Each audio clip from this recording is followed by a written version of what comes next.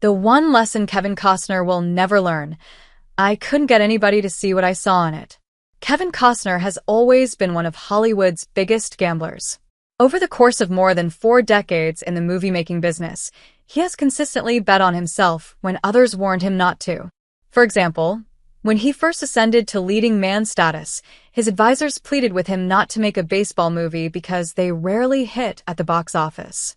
In response, he made 2 in a row, Bull Durham and Field of Dreams. Costner has seemingly never learned the lesson of caution from all his risk-taking, though, because he is still throwing the dice to this day, and it may have finally caught up with him.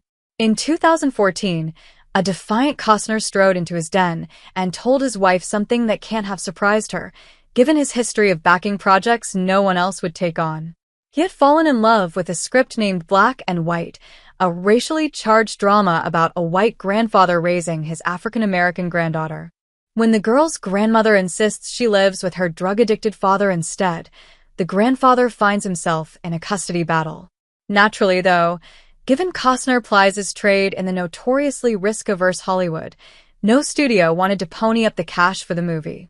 At CinemaCon, a frustrated Costner said, "I think it's a powerful movie. I think it's very commercial. I think it smells like everything that studios want, which is money, and that's not bad. I don't think artistic and financial things are mutually exclusive." Unfortunately, his reasoning fell on deaf ears, and he admitted, "I couldn't get anybody to see what I saw in it." So, when Costner told his wife, "I think I'm going to pay for this movie," she gave the same response she'd likely provided on the many other occasions Costner decided to use his own money to bankroll a movie. "If you think that's what you should do, then that's what you should do," she mused, and that's what he did. Costner reportedly forked over $9 million for Black and White, the film's entire budget, and agreed to star in it for director Mike Binder, whom he'd previously worked with on The Upside of Anger. The movie made $21 million at the box office, so Costner's gamble paid off, just as it did the first time he broke Hollywood's golden rule: never, ever invest your own money in a movie. The Yellowstone star's history of throwing his own cash into the mix to get a project over the line goes back to Dances with Wolves.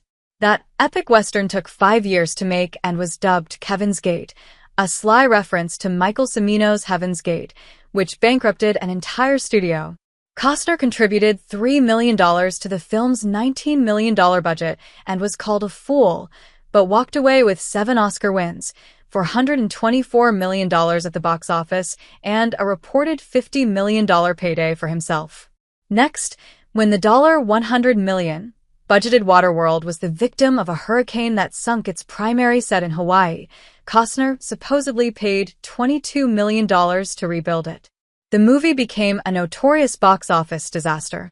However, Costner has always maintained it made its money back multiple times thanks to ancillary VHS/DVD sales and TV deals. It's not clear, though, whether he ever saw his $22 million again. Costner also put his funds into 1997's The Postman, although the exact number isn't known, and that historic flop likely didn't return his investment. After Black and White, though, came Costner's most significant gamble yet. Depending on which reports are to be believed, and which Costner soundbites are the whole truth and nothing but the truth, he either paid $38 million or well above $50 million to make his uber-ambitious 4-part Western Horizon, an American saga. Sadly, the first part of that epic tanked at the box office in 2024, seemingly signaling that Costner should have quit while he was ahead. However, Costner isn't a man who shies away from doing what he believes in. If he's passionate enough about something and feels it needs his money to be brought into the world, then no amount of lessons learned will stop him from doing that. "I had the kind of success that I couldn't even dream of," he once told The Hollywood Reporter. "But I don't want to let this pile of things I have, whether it's money, whether it's possessions, be so important to me that I can't think about what I want to do. I thought to myself, that's going to control me if I let it."